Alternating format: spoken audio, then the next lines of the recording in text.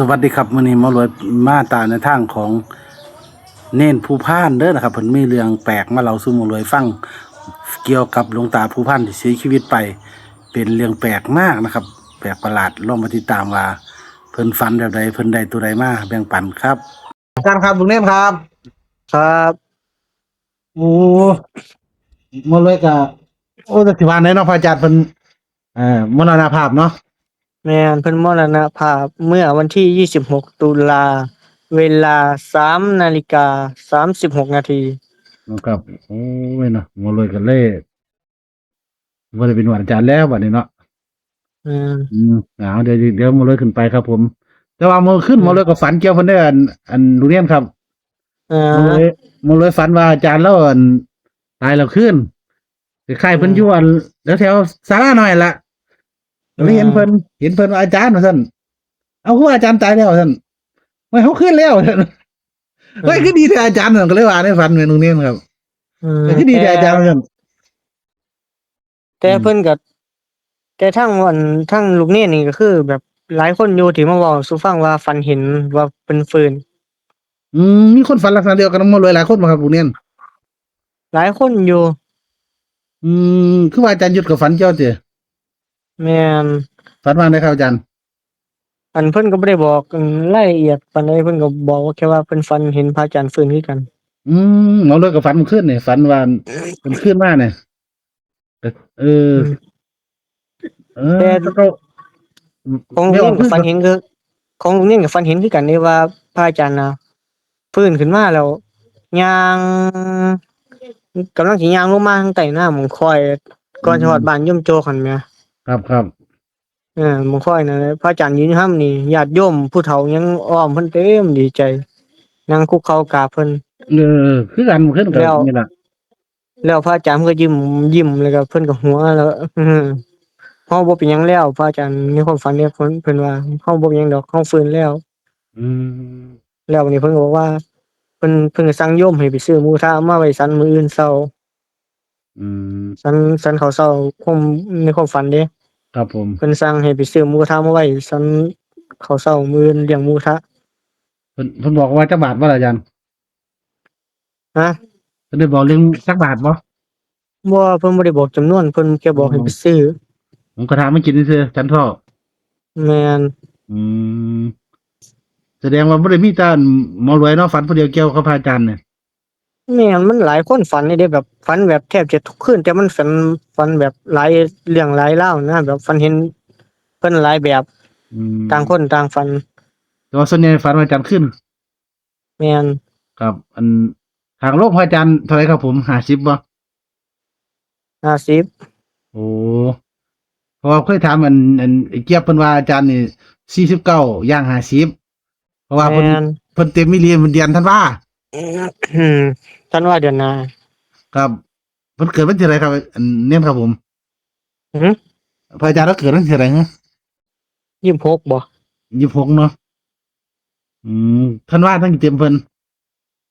แม่นโอ้ก็แสดงว่า49 50เนาะพศแม่นเกิด49ย่าง50 49หรือ50นี่แหละครับบ่เลยก็เลยลบเบิ่งว่าให้เป็น49เพิ่นอยู่เท่าใดมันตกประมาณอืม2519นะลุงเน้นสืบเบิ่งให้คนไว้เด้อแสดงว่า25 2519เด้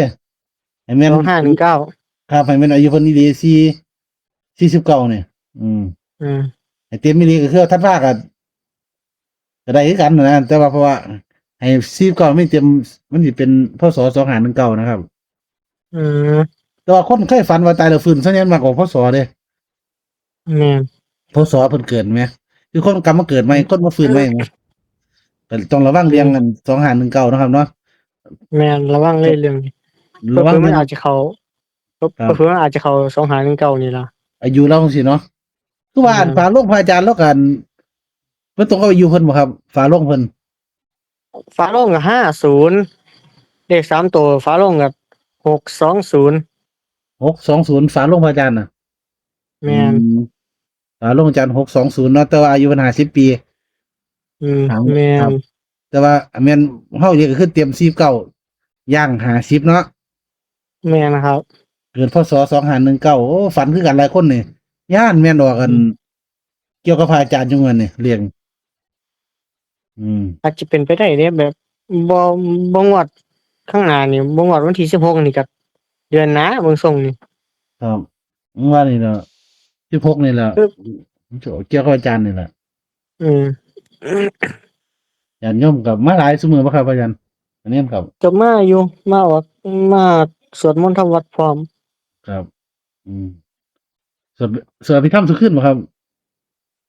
มีเจ้าภาพก็ โอ้ก็สวด ค่อย อยู่ สวด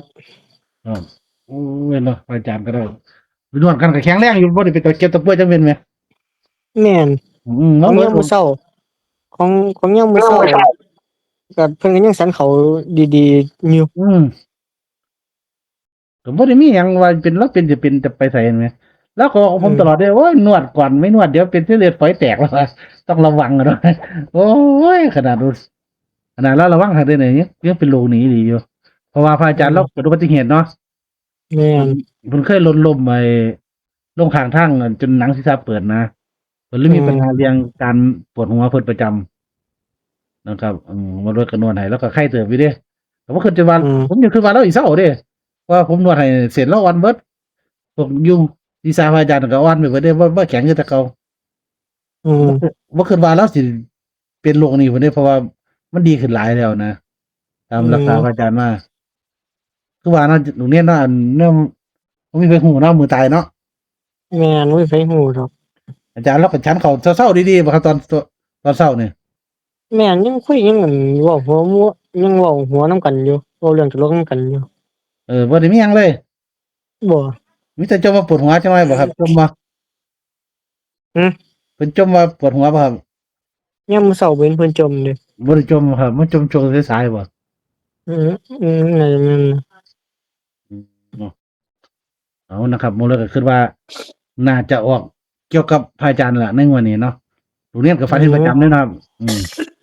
อันของลุงนี่ก็ฝันเห็นอยู่นี่แหละครับหมอเลย โรงเรียนก็ฝันเห็นกัน แม่น อันครูบาเพิ่นก็ฝันเพิ่นก็ฝันครับโยมญาติโยมมีผู้ฝันเกี่ยวเพิ่นเพิ่นบ่ มันนี่ก็บ่ได้ถามเพิ่นปานใดนะญาติโยม บ่แต่ว่าที่เนี่ยอาจารย์ยุทธก็ฝันเกี่ยวเพิ่นขึ้นมากัน อืมอืม แล้วก็เน้นฝันคือกัน อืม กับมรดกฝันเนาะเป็นเรื่องบังเอิญเด้อนะครับก็ต้องลองทดสอบกันเนาะเพื่อออกอีหลีนะครับสำหรับอ่าอายุพระอาจารย์นะครับ49ย่าง50ทางโลก50 ปีเด้อนะครับเลขฝาโลง620อายุพระอาจารย์50 ปีเกิดพศ2519นะครับน่าจะเป็นโชคลาภอยู่นะครับก็ลองเบิ่งเนาะพระโรงเรียนนะครับเนาะเดี๋ยวมาเลย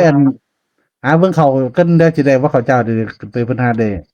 ไว้เทนั่นนะครับว่าได้ดี ครับ เลย เดี๋ยวเนี่ยเด้อเดี๋ยวเมื่อก็ว่างอันนี้ก่อนเดี๋ยวฝากว่างสายเลยครับ ครับ ครับเป็นเรื่องแปลกคือกันนะครับสำหรับเลขพระอาจารย์ผู้พานเด้อนะครับจะเป็นเสียชีวิตคนหลายคนฝันคือกันนะครับฝันแต่ว่าพระอาจารย์ฟื้นขึ้นมานะครับอาจงวดนี้เพิ่นจะให้โชคเฮาก็ได้เนาะเกี่ยวกับอายุพศวันเกิดนะครับ ของพระอาจารย์หรือเลขฟ้าโล่งก็ล่องพิจารณาล่องเอาไปจับซื้อจับจองลอตเตอรี่ซื้อกันวันนี้เด้อนะครับ เป็นเรื่องแปลกคือกันในวันนี้